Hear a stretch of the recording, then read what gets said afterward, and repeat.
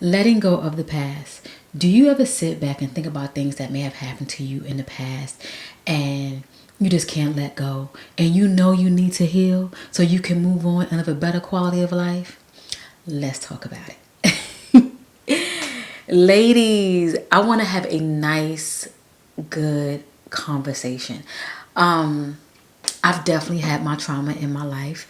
I've definitely healed from my trauma. Some days they do come up, some days they don't come up, but I know how to self-soothe myself when those moments definitely arise. I want us to focus on letting go of the past, get some emotional healing going on, and moving forward. I know everyone doesn't deal with trauma. You know, to me, trauma is trauma. It can be the smallest thing to the biggest thing. But trauma is trauma. It could be mentally, it could be physically, emotionally. Trauma is trauma. And I'll get into my trauma a little bit later. But it can definitely be hard with moving forward and healing, if that makes any sense. I want to be very gentle with this conversation because I don't want to trigger myself.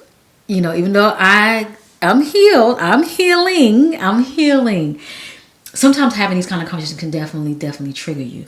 For those of you who are watching the podcast via YouTube, I do have on my glasses. In the event, I get a little foggy. I gotta have something to cover up. In the event I get a little misty eye. But I feel like some of these conversations, they need to really be had. And I wish I had these conversations when I was younger, because now here I am, 48, and I am not fully healed, but I'm in a healing process. I'm in a good state, okay? So why is it important to address emotional healing, particularly in midlife for us women over 40? For me, it carries on. It carries on, and you don't even realize where it shows up. It shows up in the most randomest things, and you're like, I thought I was over this, and no, But I want us to understand the weight of our past. Depending on where it is and how it is, your past can definitely reflect your future if you don't correct it. And that's in anything. I sit back and look at relationships that may have made mistakes in. And when you don't correct those mistakes, they will keep showing up. And you're like, well, why is this happening to me? You're making the same mistakes. Everybody enough level is different. Somebody may have something done to them twice and they're done. Or sometimes once and they're done.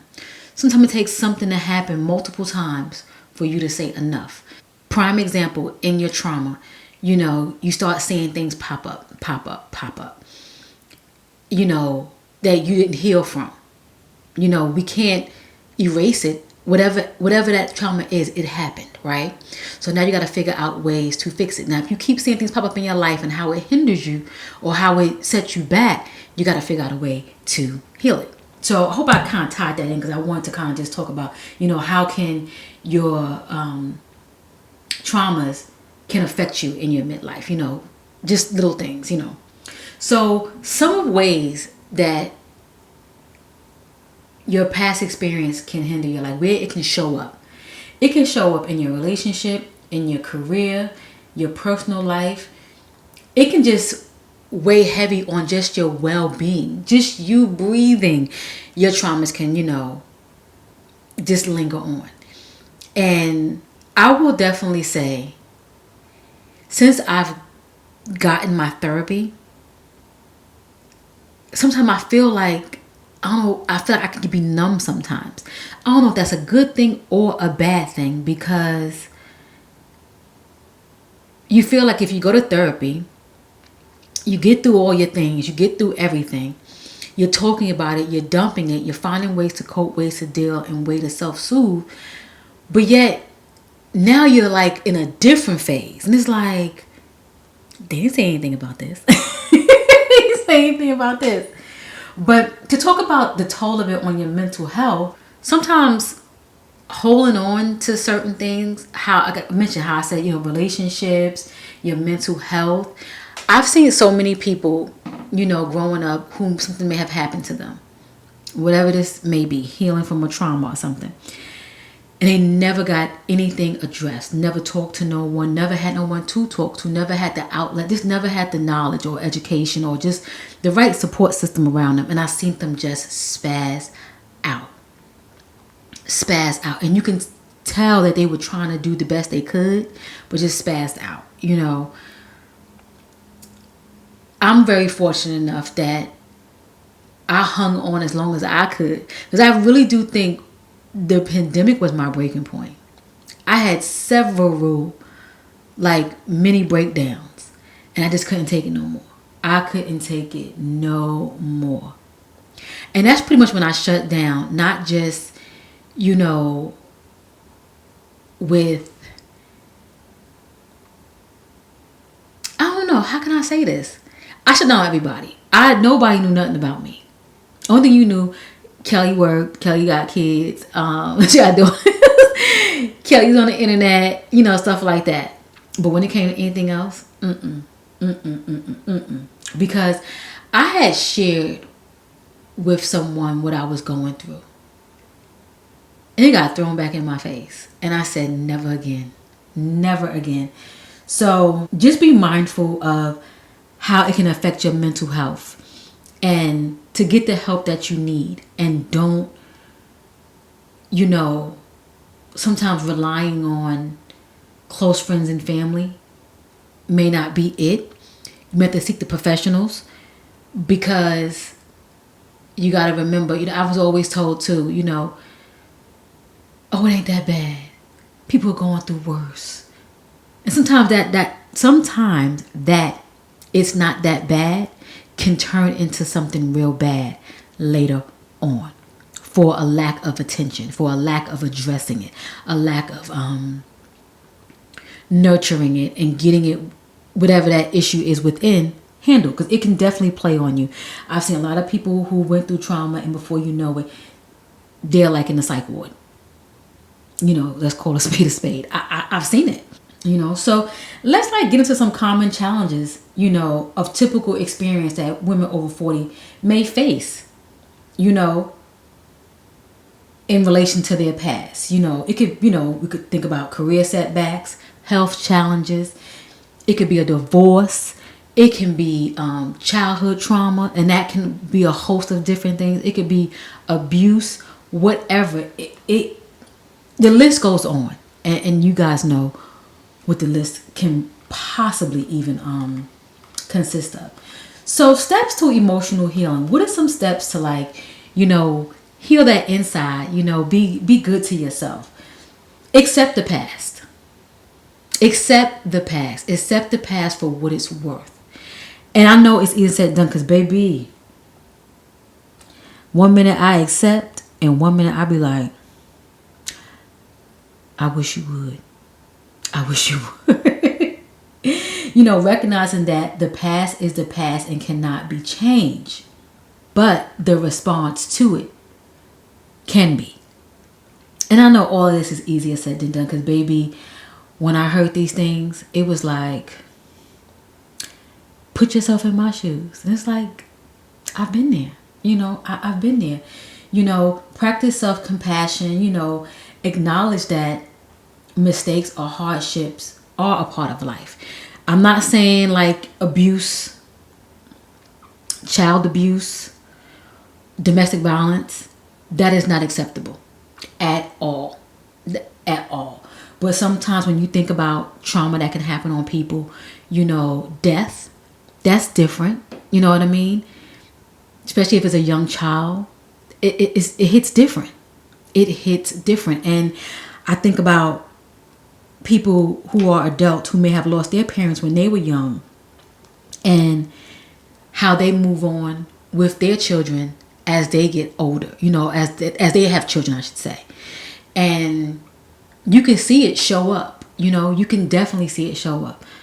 And it plays a part, and I've definitely witnessed that myself. So I've definitely had self-life experience with that.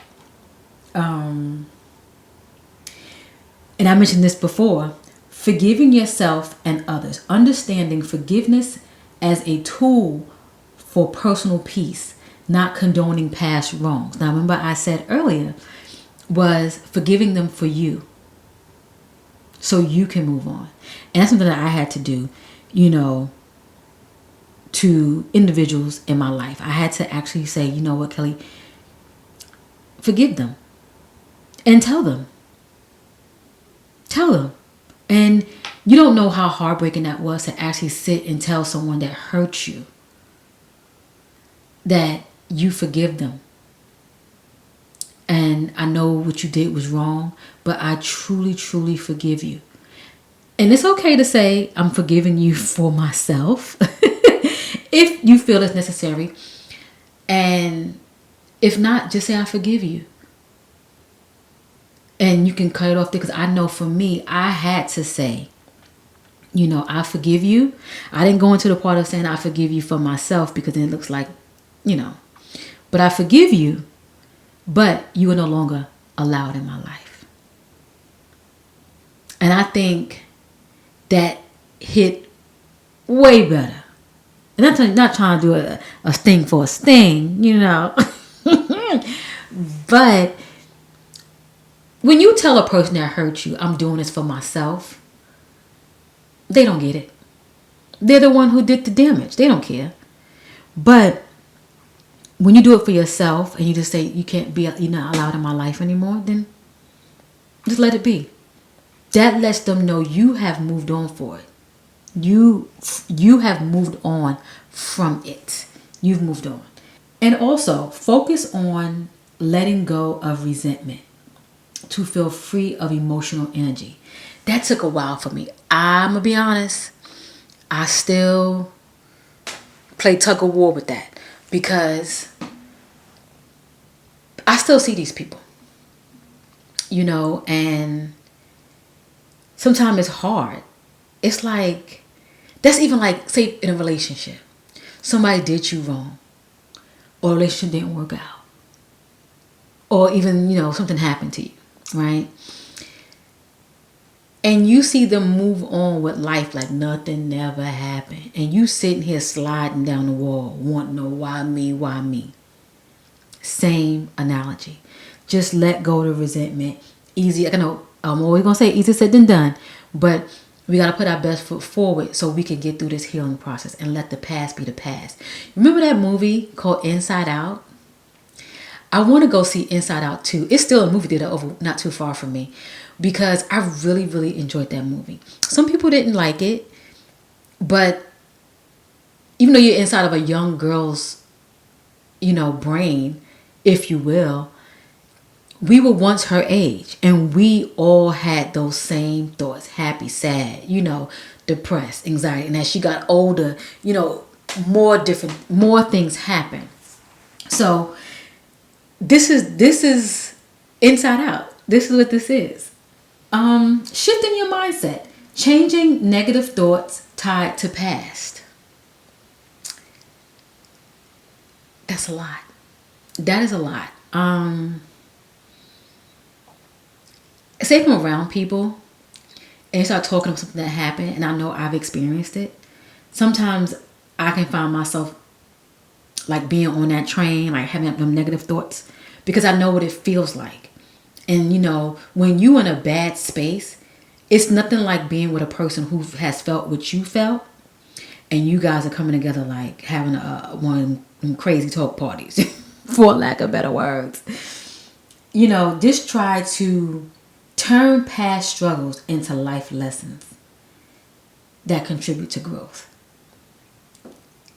And I'm doing that by maintaining my therapy.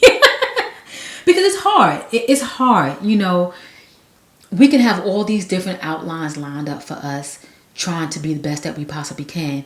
But then on the flip side, the reality sets in. But practicing mindfulness and self-care can be really, really good. I remember when the the things first started happening to me, I used to write about it. Because again, I'm a stationary girly. So I used to love diaries with locks on it, journal books with the little strap, the elastic strap. And when I was young, I used to write about it. And then I would tear it up. Because I don't have any of my diaries when I was a young girl. Any of them. Because I felt like I didn't want nobody to know what I wrote. I didn't want nobody to know how I really felt. Because nobody cared when I spoke. So, what was the purpose of me having these books? Somebody, then you find them and they'll know. I just ripped them up. But, nevertheless, what are some self-care tips that you can do to encourage mindfulness? Some good techniques. You know, what I learned in therapy was deep breathing and journaling. In my therapy session, we always breathe. We breathe at the end. We always do a good breathing session. And it feels good. Journaling, I do want to get back into. My last session that I had last month was so amazing. And I mentioned it in one of my videos on my main channel. And I just, the session was so good. I cried, for one. And I also remembered that, you know, I told him I stopped journaling. And I told him that now what I'm doing, I'm just writing bullet points down. Because my brain goes so fast. Now, I'm not talking to him about the same thing over and over again. New things pop up. You know, life be lifing out here. So, you know, but in regards to like my trauma, you know, and I spoke to him about how I feel like sometimes I feel like I'm healing. I know I'm not completely healed. And he said, that's okay. He said, but the fact that you can acknowledge and you see when things are happening, you need to just somehow jot it down. And I do that. I jot it down and my brain be going. But I just do bullet points. Back to that. I just do bullet points to get the points out. So when it's time for me to have my session, I could just ramble on. But ladies, if you are like to write and your brain don't move faster than you write or faster than you type, go ahead and journal. Sometimes getting it out. Like I said, I had a diary. I used to write everything down.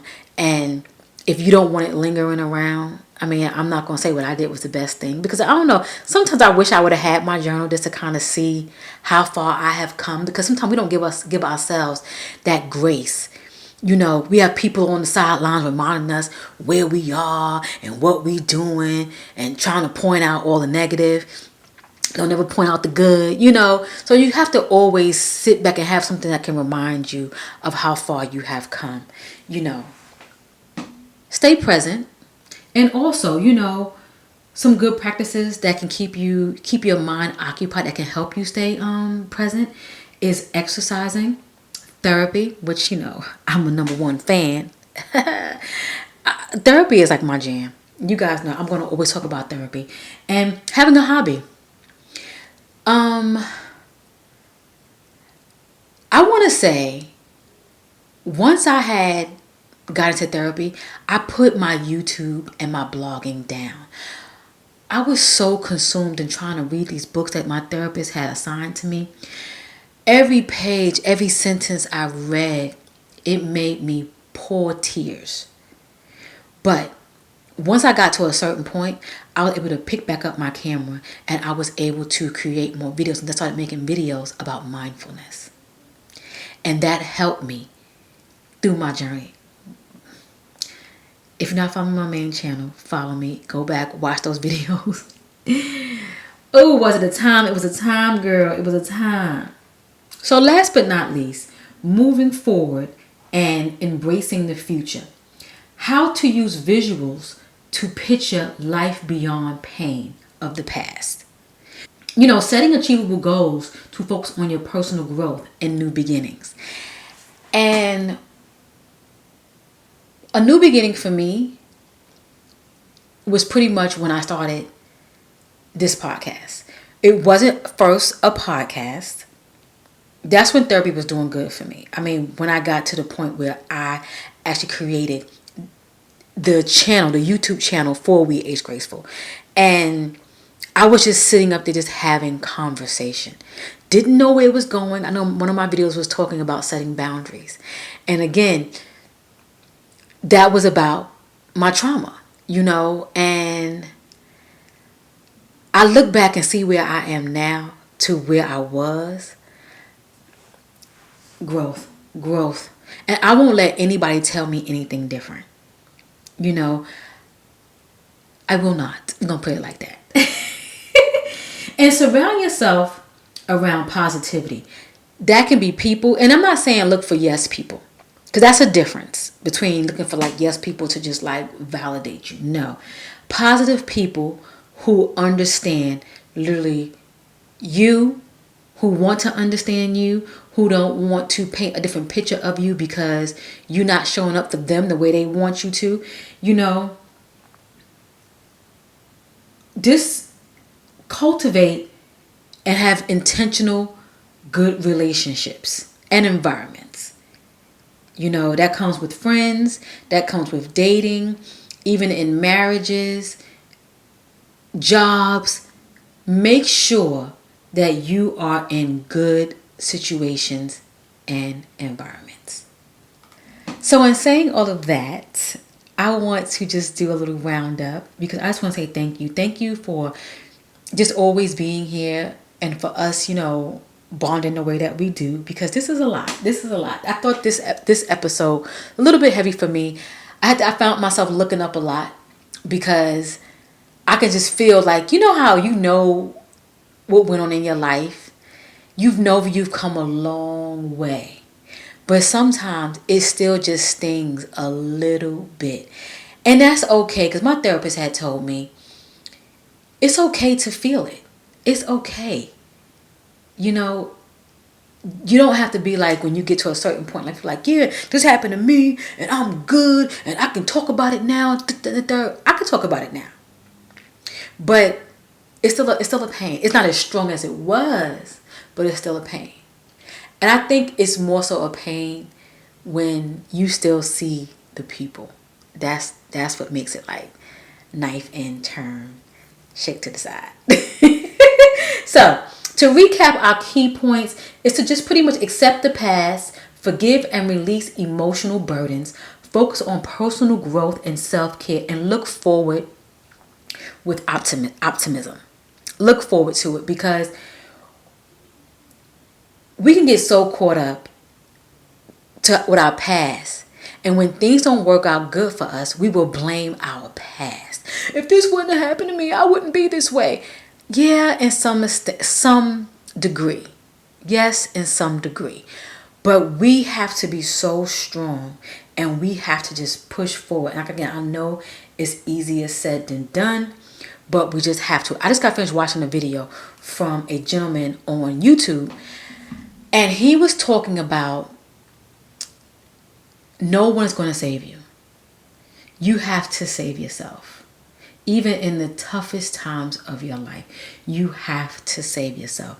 And I look at this, it's like one of those moments where you just have to like save yourself. You know, learning how to forgive and practicing mindfulness and just being present. You know, it's a process and it's healing. But I wanted to have that conversation with you. In addition, I don't want you to miss any episode. So if you're watching on YouTube, go ahead and subscribe. Thank you. If you are listening on any of the streaming platforms, go ahead and follow so you won't miss an episode. And if you have any social, we Age Graceful Podcast. We are on Facebook, Instagram, Pinterest, wherever you are. No TikTok, because too much. But I want to say thank you. I truly appreciate you. And yes, I'll catch you in the next episode. Bye, y'all.